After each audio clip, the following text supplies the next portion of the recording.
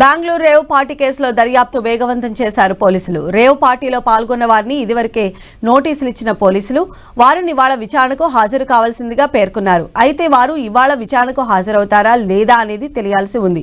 Rave party కేసులో సినీ నటి హేమ సహా మొత్తం 8 మందికి సీసీబీ పోలీసులు నోటీసులు జారీ చేశారు. నేడు విచారణకు హాజరు కావాలని ఆదేశించారు.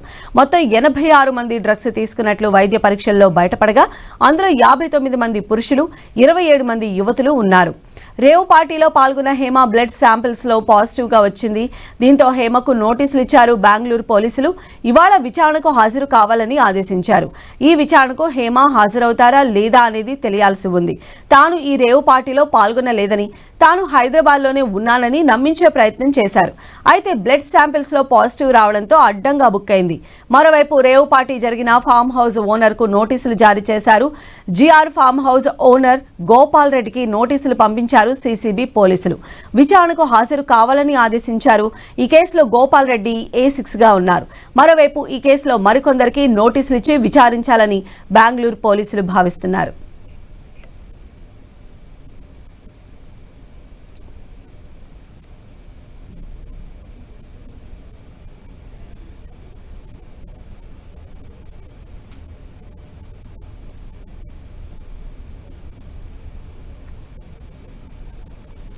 బెంగళూరు రేవ్ పార్టీ కేసులో దర్యాప్తు వేగవంతం చేశారు పోలీసులు. రేవ్ పార్టీలో పాల్గొన్న వారిని ఇదివరకే నోటీసులు ఇచ్చారు. ఇవాళ వారిని విచారణకు రావాల్సిందిగా పేర్కొన్నారు. అయితే వారు ఇవాళ విచారణకు హాజరవుతారా లేదా అనేది తెలియాల్సి ఉంది.